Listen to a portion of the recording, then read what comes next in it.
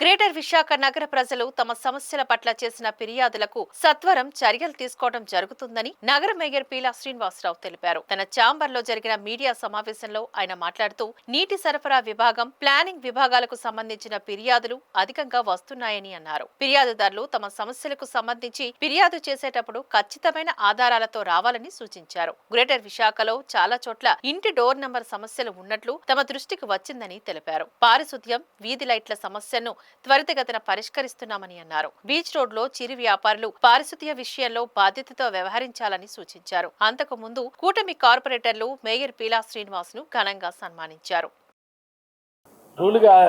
నేను ఇంకా ఉండండి, నాకు 4 కోట్లు 5 కోట్లు అని కాదు, కానీ నేను ఒక సీట్లో కూర్చున్నాను.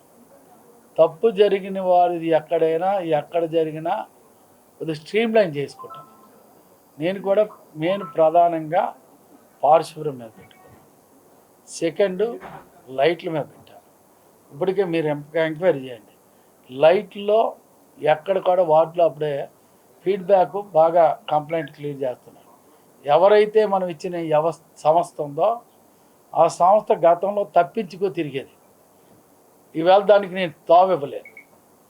కంపల్సరీగా మీరు చెయ్యకపోతే మీరు క్యాన్సిల్ చేస్తామని చెప్తాం.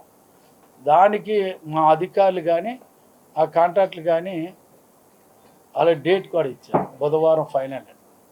బుధవారంలోకి 99% కూడా క్లియర్ అవ్వమని నేను చెప్పడం జరిగింది. మా అధికారులు కూడా సీరియస్ తీసుకున్నారు. ఏదైతే నైట్ ఓట్లో కూడా నేను కొన్ని విజిట్ చేశాను. వాటిలో కూడా ఎక్కడైతే ఉందో పాపం బీచ్ రోడ్లో ఇచ్చేస్తాడు కూడా, బీచ్లో కూడా నేను విజ్ఞప్తి చేస్తున్నాను. ఏదైతే షాపులు పెట్టుకున్నారో ఆ షాపుల దగ్గర కనీసం ఆ కప్పులు ఇవి పెట్టినందుకు కూడా వాళ్ళ బాధ్యత తీసుకోలేదు. అధికారులు కూడా వాళ్ళకి సరే చెప్పలేదు. నేను దాన్ని మళ్ళీ వివరించాను.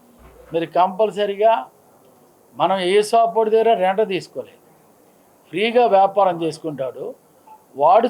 షాపు చుట్టూ ఉన్న ఏరియాల్లో కూడా ఆ గ్లాసులు కూడా దీంట్లో డొక్కులో పడేసే బాధ్యత లేకపోతే అధికారులు ఏం చేస్తున్నారని కూడా నేను డిస్కస్ చేశాను. దాన్ని రెట్ఫై అవుతుంది. బీచ్ క్లీనింగ్ మెషిన్లు ఇప్పటి వరకు ఎక్కడ ఉన్నాయి, ఇప్పుడే బయటకు వచ్చాయి. నేను కూడా దాన్ని బండి కూడా మీరు చూసే ఉంటారు. నేను ఇమీడియట్గా ఎక్కాను. టైర్లు కూడా కొత్తగా ఉన్నాయి. అంటే అది ఎక్కువ పని చేయలేదు, ఇప్పుడు పనిలో పెట్టాం. ఇవన్నీ స్ట్రీమ్ లైన్ చేయనందుకు నాకు కొద్దిగా టైం పడుతుంది. కంపల్సరీగా నాకు ఇచ్చిన అవకాశానికి అందరికంటే కష్టపడినందుకు ఆ భగవంతుడు నాకు ఇచ్చాడు. దానికి అందరికీ నాకు ఇచ్చిన పదవికి గౌరవంగా న్యాయం చేయనందుకు, తప్పు జరగకుండా చేయనందుకు నేను బాధ్యతలు తీసుకున్నాను.